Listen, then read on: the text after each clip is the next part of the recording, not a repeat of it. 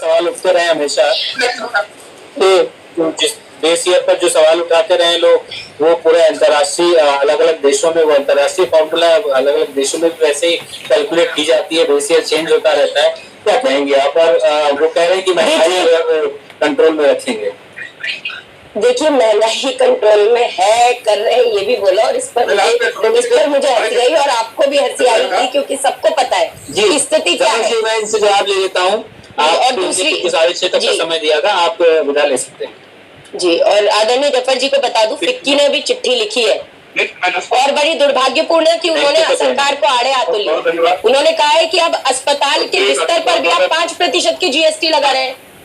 तो आप अस्पताल के बिस्तर पे भी अगर 5% की जीएसटी लगाएंगे तो इस सरकार की मानसिकता आप समझ लीजिए। और इनके पास पैसा नहीं है, बिल्कुल पैसा नहीं है। 27 लाख करोड़ रुपए पेट्रोल डीजल से इन्होंने कमा लिए। 27 लाख करोड़ रुपए पेट्रोल डीजल पे इन्होंने एक्साइज ड्यूटी लगा कमा लिए, और उसमें से 20,000 करोड़ रुपए सेंट्रल विस्ता के लिए। सुनते तो जाइए जफर जी, सच्चाई सुनने में पता है आपको पीड़ा होती है, थोड़ी सी होती है पीड़ा, कोई बात नहीं, हो जाती है पीड़ा, लेकिन अब क्या करें। मोदी जी को समझाइए, महंगाई कम करेंगे तो आपको अपनी ऐसी व्यथाएं, ऐसी पीड़ाएं झेलनी पड़ेंगी कम। सुन लीजिए, थोड़ा सा सुन लीजिए, चले जाइएगा। 20,000 करोड़ रुपए सेंट्रल विस्ता, 8,500 करोड़ रुपए का जहाज ले आएंगे, 12 करोड़ की मैबेक की गाड़ी इनके काफिले में शामिल हो जाएगी, लेकिन इनके पास पैसा नहीं है। तो ये 27 लाख करोड़ रुपए नहीं उड़ते थे, बिल्कुल भाई, हम तो चाहते हैं हर गरीब आदमी भी जहाज में बैठे भाई हिंदुस्तान का, लेकिन ये तो साइकिल से उतारने को उतारू हो गए हैं। इन्होंने तो साइकिल तक नहीं छोड़ी आम आदमी के पास। तो आज स्थिति ये है आदरणीय प्रथम जी कि हिंदुस्तान की स्थिति सच में गंभीर है। अगर फिक्की कोई पत्र लिख के सरकार को आड़े हाथों ले रहा है तो ये सोचने का विषय है। ये सोचने का विषय है कि 8 करोड़ लोग कैसे गरीबी रेखा से नीचे चले गए। ये कैसे सोचने का विषय है कि हंगर इंडेक्स में, ग्लोबल जो हंगर इंडेक्स है उसके अंदर कैसे हिंदुस्तान विश्व गुरु बन रहा है, आप देख लीजिए। तो मुझे लगता है विश्व गुरु हमें इसमें नहीं बनना था, भूखमरी में नहीं बनना है।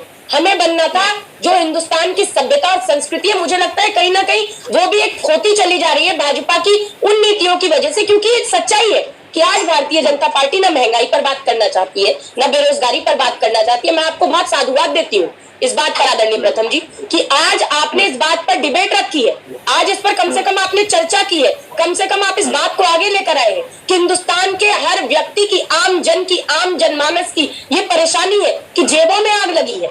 चूल्हे में आग लगाने के लिए सिलेंडर के लिए पैसा नहीं है, लेकिन जेब में आग लगा दी है भारतीय जनता पार्टी की सरकार ने। तो ये सच्चाई कहीं ना कहीं है। अब ये आंकड़ों का जो खेल बताते हैं, मैं पूछना चाहती हूँ, क्या कांग्रेस के जमाने में कभी भी क्या डीजल पेट्रोल 100 के पार हुआ? आप मुझे बता दीजिए, आप तो निष्पक्ष व्यक्ति हैं भाई, आप मुझे बता दें क्या सरसों का तेल कभी 200 पार हुआ? नहीं हुआ। कभी 100 रुपए पार डीजल पेट्रोल नहीं हुआ, सरसों का तेल 200 पार नहीं हुआ। इस तरह की स्थिति हिंदुस्तान में नहीं रही कि आज सरकार में हर दूसरा युवा बेरोजगार है। नहीं तो क्या मात्र नहीं, क्या कोरोना क्राइसिस के बाद आर्थिक स्थिति बिगड़ी है? क्या कोरोना क्राइसिस से पहले लगातार पेट्रोल डीजल के दाम नहीं बढ़ रहे थे? क्या कोरोना क्राइसिस से पहले महंगाई आसमान नहीं छू रही थी? बिल्कुल छू रही थी। हर रोज ये कभी 50 पैसे, कभी 1 रुपया, कभी 25 पैसे बढ़ाने का काम डीजल पेट्रोल पर कर रहे हैं, और सिलेंडर के दाम लगातार इन्होंने तेजी से कैसे बढ़ाए, मतलब 50 रुपए बढ़ा देना सिलेंडर पे। आप सोचिए, ये उज्ज्वला योजना की रोज दुआई देते हैं, रोज दुआई देने का काम करते हैं। तो 42% लोग क्यों वापस चूल्हा फूकने पर मजबूर है, आप मुझे बता दीजिए ना। आप किसानों की रोज दुआई देते हैं। एक कमेंट आया है, उस पर मैं जवाब चाहता हूँ। आपका विनोद कुमार सिंह है, शायद वो भारतीय जनता पार्टी के समर्थक भी हो सकते हैं। उन्होंने लिखा, कोरोना काल में बीजेपी ने जान बचाई, ये कोई नहीं बोलेगा अगर कांग्रेस का सरकार, और फिर आगे कुछ लिखना चाहते थे। मे भी भारतीय जनता पार्टी लगातार दावा करती रहती है कि अगर कोरोना के टाइम पर सरकार ने अनाज नहीं दिया होता फ्री में, तो शायद जितनी जाने कोरोना से नहीं जाती, उतनी जाने भूख की वजह से लोगों की चली जाती। क्या कहना चाहेंगे? देखिए, मुझे लगता है कि कोरोना काल में भारतीय जनता पार्टी की सबसे बड़ी असफलता सामने आई। वो असफलता तब सामने आई, आप कह रहे हैं कि राशन देने का काम किया, भाई ये सरकार की जिम्मेदारी थी। और अब क्या आप चाहते हैं कि पूरा जो हिंदुस्तान है, तो कहते हैं हमने 80 करोड़ लोगों को राशन, 5 किलो राशन दिया।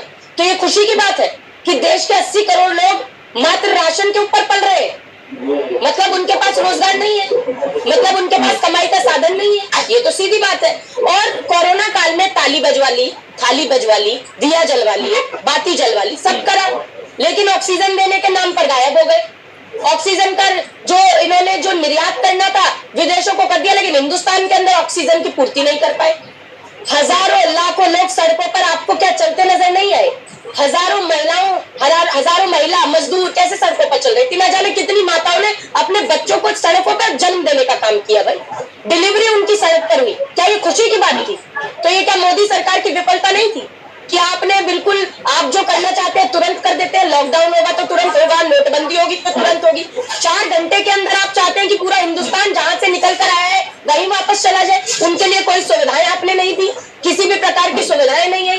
तो कोरोना काल में ये क्या देना कि मोदी सरकार ने बहुत बड़ा काम कर दिया। मुझे लगता है एक चुटकुला है ये कि मोदी सरकार और कोरोना काल। खुद मोदी सरकार के नुमाइंदे कोरोना काल का जिक्र इसलिए नहीं करते डिबेट्स में क्योंकि उन्हें पता है कि वो सबसे बड़ी विफलता है उनकी।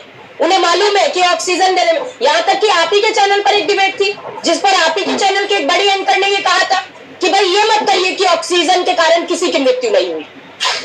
मतलब आप पत्रकार भी कहीं ना कहीं इतने व्यथित हो जाते हैं इनके झूठ सुन के कि आपको तक बोलना पड़ा उस वक्त। तो ये तो सच्चाई है, तो आपने रोड से दिखाया है ना, ये तो कांग्रेसी वोकर नहीं बोल रही हूँ ना मैं। आप भी जानते हैं रोडों पर कितने लोग थे, कितने मजदूर थे, कितने गरीब थे, कितनी सड़कों पे पैदल चलते चलते कितनों ने अपनी जान गंवा दी, कितनी माताओं ने अपने पुत्रों को खो दिया, कितनों ने बहनों को खोया, कितनों ने भाइयों को, कितने घर के कमाऊ पूछ चले गए, सबको मालूम है। और उस स्थिति के बाद देश में कुछ नहीं हुआ, बस ताली बजाइए, थाली बजाइए। वैक्सीनेशन की बात करते हैं तो क्या पहला वैक्सीनेशन है क्या कोरोना का जो हिंदुस्तान में बना? इससे पहले क्या कोई वैक्सीनेशन नहीं बने? क्या हमने किसी बीमारी का हिंदुस्तान ने सामना नहीं किया?